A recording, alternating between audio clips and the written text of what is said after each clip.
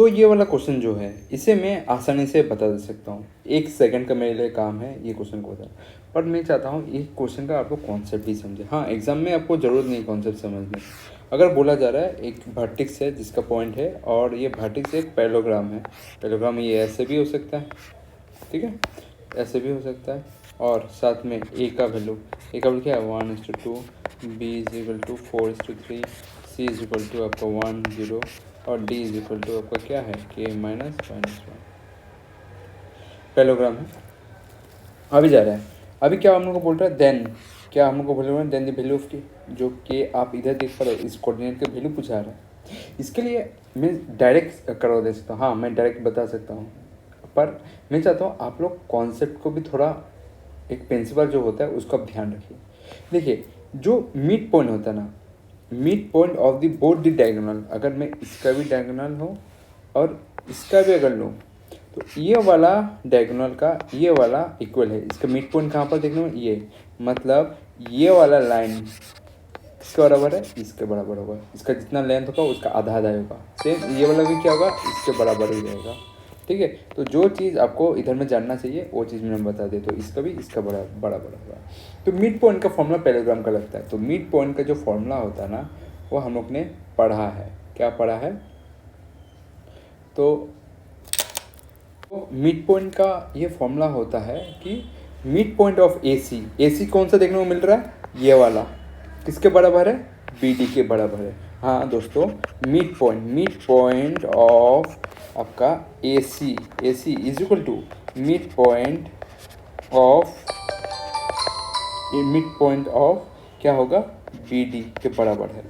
पर ये वाला फॉर्मूला लगाने से पहले हम लोग को मिड पॉइंट का और एक फॉर्मूला पता होना चाहिए। क्या होता है कि मिड पॉइंट, ये सभी ने पढ़ा है, सभी ने स्कूल लाइफ में 12 में कोऑर्डिनेट ज्योमेट्री अगर पढ़ा होगा तो इसमें पढ़ा होगा कि x1 कौन सा देखने को मिलता है, ये x1 is equal to x1 plus x2 कौन सा है, ये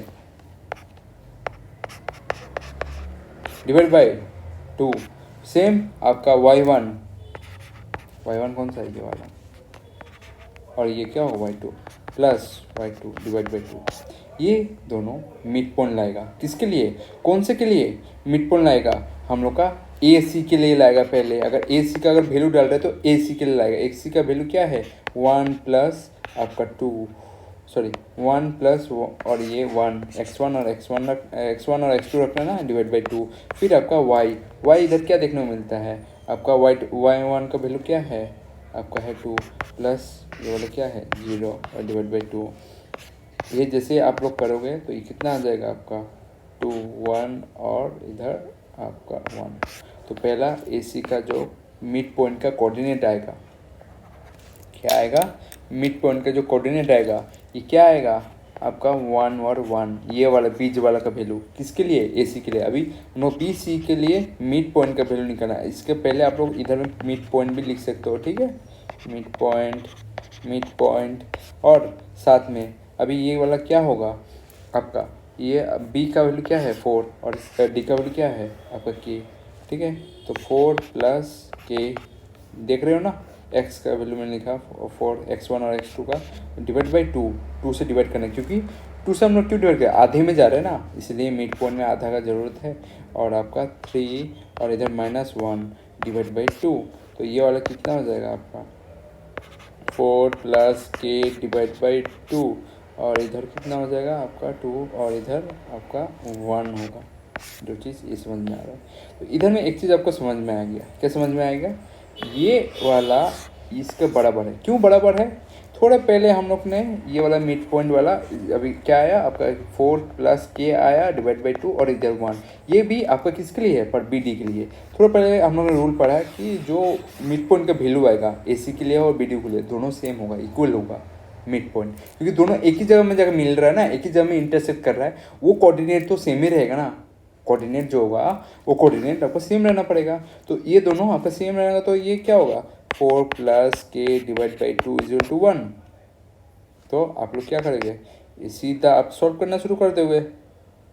इधर में 2 से मल्टीप्लाई किया तो K का वैल्यू आपको क्या निकलेगा, K का वैल्यू आपको क्या निकला -2 निकलेगा।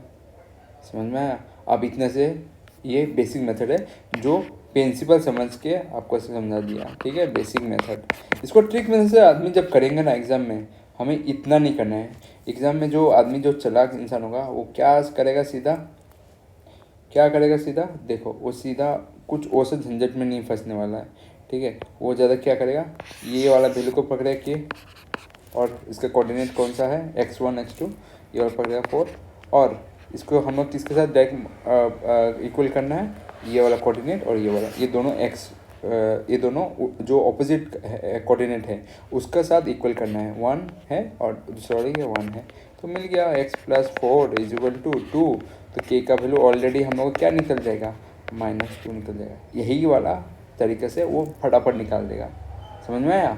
इसमें हम लोग क्या किया, x1 प्लस x2, सेम उसने x1 दूसरे कोऑर्डिनेट के लिए, मतलब दूसरे वाला लाइन के लिए, एक तो आपका AC और दूसरा BC लाइन के लिए, BC लाइन के लिए ये जो आपका x1 है और ये x2 है, उन दोनों को इक्वल ऐड करके इक्वल करके निकाल दिया फटाफट आंसर। ये आप करना है। अगर नहीं समझ में आता तो ये ऐसे भी बेसिक मेथड से कर सकते हो, जो कि 11 में सिखाया जाता है मिड पॉइंट से। समझ में आया, मैंने दोनों दिखा दिया। ये वाला आपका ट्रिक मेथड हो जाता है और ये वाला बेसिक।